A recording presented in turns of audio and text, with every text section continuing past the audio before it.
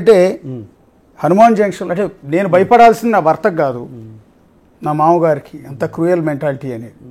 రెండోది, హనుమాన్ జంక్షన్లో మీరు చేసే వ్యాపారం అంతా ఇల్లీగల్ అనేది, అసలు సంతకి పర్మిషన్ లేకపోయినా ఇల్లీగల్గా బిజినెస్ చేస్తున్నారని, హనుమాన్ జంక్షన్ దాటే ఆవుల్ని తీసుకెళ్లే ప్రతి లారీకి, ఆవుల మీద గోశాలకి కబేళాకి తరలించే ప్రతి ఆవు మీద కూడా అది ఒట్టిపోయిందనేది అంటారు కదా, పాలు ఇవ్వదు అని స్టాంప్ ఏదో వేస్తారంట కదా. ఆ స్టాంప్స్ అన్ని మీరు ఇల్లీగల్గా వేస్తారు, నెల నెల కొన్ని కోట్ల రూపాయలు అక్రమంగా సంపాదిస్తారు మీరు అని కదా. అవునా? ఇవి మీ మీద కరెక్టే కదా. అది భర్త కంటే కూడా మీరు ప్రమాదకారం అని చెప్పింది కరెక్టే కదా. అది కరెక్టేనా అని ఆయన చెప్పింది. ఇప్పుడు ఇందాకే చెప్పాను మీకు, మా మామగారు బతికున్నారు, వాళ్ళ పూర్వీకులది సంత. ఓకే, సంత జరుగుతుందంటే 70 ఏళ్ళ నుంచి జరుగుతుంది. ఓకే, 70 years నుంచి జరుగుతుంది. ఇదేదో ఆమె పెళ్ళైనప్పుడు లేదా నేను నా పెళ్ళి అయ్యాక పెట్టింది కాదు, మా ఆవిడని పెళ్లి చేసుకుని నేను పెట్టింది కాదు. ఏంటి, వాళ్ళ నాన్నగారు వాళ్ళ తాతగారు కాడి నుంచి ఆ సంత ఉంది. మా మామగారు నాన్నగారు తాతగారు కాడి నుంచి ఉంది సంత, 70 ఏళ్ళ క్రితం నుంచి. ఒప్పుకుంటారు కదా. దానికి అప్పటి నుంచి లైసెన్స్ కాగితాలు ఉన్నాయి. ఏది 1956లో కాగితాలు కూడా ఉన్నాయి. అది నా సంబంధం లేదు, మా ఫ్యామిలీది కాదు, అది మా మామగారి ఫ్యామిలీది. మా మామగారికి మళ్ళీ మా మామగారు వాళ్ళ అన్నములు 3, మా మామగారు వాళ్ళు 2 అన్నములు. ఆ ప్రకారం మా మామగారికి 16 పైసలు వాటా దాంట్లో ఆ సంతలో. తక్కిన వాళ్ళు ఎన్ఆర్ఐలు అమెరికాలో ఉంటారు. ఆ రోజుల నుంచి ఈ రోజు వరకు అది జాయింట్ ఫ్యామిలీకి సంబంధించి వాళ్ళు చేసుకుంటున్నారు, వాళ్ళదే, ఈ రోజుకి వాళ్ళదే. నా పేరేం లేదు ఎక్కడ లైసెన్స్లో కానీ, ఎక్కడ నా పేరు ఉండదు.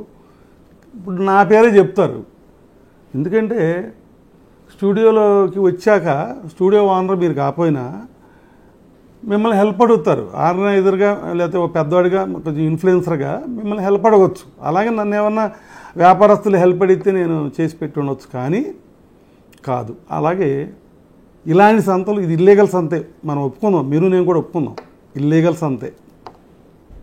అసలు మా ఆంధ్రప్రదేశ్లో 28 సంతలు ఉన్నాయి. 28 సంతల్లో 23 సంతలు గవర్నమెంట్, 5 సంతలే private. Hanuman junction, Tiruvuru, Chilakaluripet, okay, ఇంకోటి ఉంది. మొత్తం 5 సంతలు ప్రైవేట్. కానీ ప్రైవేట్ సంతలో ప్రాక్టీసు, గవర్నమెంట్ సంతలో ప్రాక్టీస్ ఉండదు. ఆ చుట్టుపక్కల రైతులు వాళ్ళ వ్యవసాయ అవసరాలు వాళ్ళు అమ్ముకోవాల్సిన తీసుకొచ్చి అక్కడ పెడతారు, కొనుక్కోవాలి. ప్లాట్ఫామ్ అంటే విత్ ఎమ్యూనిటీస్.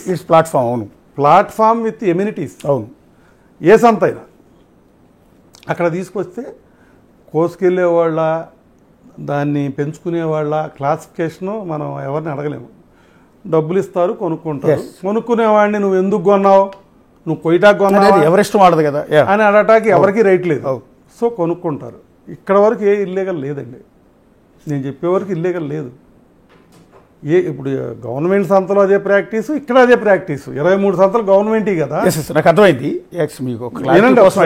నెక్స్ట్ ఏనండి, ఈ కొనేసిన అమ్మేసిన యానిమల్స్ రోడ్డంట వెళ్ళాలి కదా. అవును, రోడ్డంట వెళ్ళాలంటే రూల్ ప్రకారం 6 వేసేసాట వీళ్ళు 20 వేస్తారు. ఆవుల్ని గేదెల్ని ట్రాన్స్పోర్ట్ చేయకూడదని, ట్రాన్స్పోర్ట్ ఇల్లీగల్, ట్రాన్స్పోర్ట్ చేయకూడదని లేదు, ఎక్కడ రూల్ లేదు.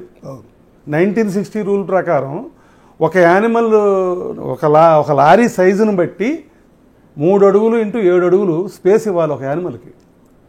ఇస్తే సపోజ్ అనుకుందాం దాంట్లో 10 పడతాయి అనుకుందాం, వీళ్ళు 20 వేస్తారు. అవును, అది ఇల్లీగల్.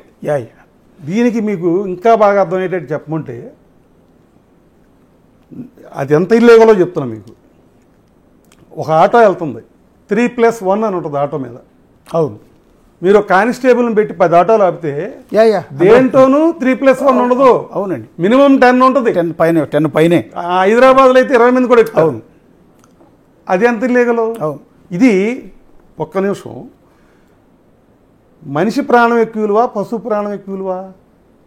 మనుషులకి విజ్ఞాత ఉంది. ప్రమాదం జరిగితే చచ్చిపోతామనో, లేకపోతే అట్లా ఒకళ్ళ మీద ఒకళ్ళు ఎక్కకూడదనో, అది అది తప్పనో ఒక విజ్ఞాత ఉంది మనకి, పశువులకి ఆ విజ్ఞాత లేదు. సార్ మెయిన్ పాయింట్కి వద్దాం అండి. యాక్చువల్లీ మీ పర్సనల్ చెప్పనండి, ఇల్లీగల్ చెప్పనివ్వండి. ఒక 32 మంది సిటీ బస్సులు వెళ్ళాలి, 70 మంది ఎక్కుతారు. ఫ్రీ బస్ అన్నారు, 90 మంది ఎక్కుతున్నారు. అది బ్రేక్ ఫెయిల్ అయినా, అది కండిషన్ తప్పినా 90 మంది చచ్చిపోతారు. ఇప్పుడు ఒక దాన్ని కంట్రోల్ చేయడానికి గవర్నమెంట్ ఇల్లీగల్ అంది కదా. ఈ పశువులదే ఇల్లీగల్ ఎందుకు అంటున్నారంటే, ఈ పశువుల లారీ దగ్గర ప్రతి ఒక్కళ్ళు దారింట డబ్బులు తీసుకుంటారు. ఓకే, మనుషులు ఆటోకి బస్సుకి డబ్బులు ఎవరు, అది ఇల్లీగల్ అయినా.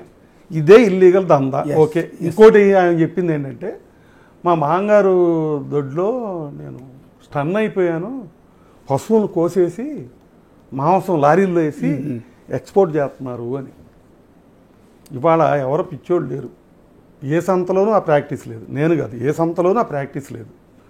కొయ్యాలంటే మా ఊర్లో 250 కోట్లు పెట్టి ఒక ఫ్యాక్టరీ, ఇంకో కొన్ని వందల కోట్లు పెట్టి ఒక ఫ్యాక్టరీ, తడుకులో ఒక ఫ్యాక్టరీ, కత్తిపూడిలో ఒక ఫ్యాక్టరీ, వైజాగ్లో 2 ఫ్యాక్టరీలు, సామర్లకోటలో ఒక ఫ్యాక్టరీ. రైస్ మిల్లులకి ఇచ్చినట్టు ప్రభుత్వం పశువులను కోసి ఆ మాంసాన్ని ఎక్స్పోర్ట్ చేయమని లైసెన్స్ ఇచ్చి ఫారిన్ మనీకి ఎంకరేజ్ చేస్తుంది. ప్రభుత్వం మందు తాగొద్దంటే అది ఇల్లీగల్, తాగితే తాగండి అంటే లేగలు, ప్యాక్ ఆడొద్దంటే ఇల్లీగలు, ఆడుకోండి అంటే క్లబ్ పర్మిషన్ ఇస్తే లేగలు. మాంసం కొయ్యొద్దు, పశువులను చంపి మాంసం కొయ్యొద్దు, ఎక్స్పోర్ట్ చేయొద్దు అని ఎక్కడన్నా ఉందా?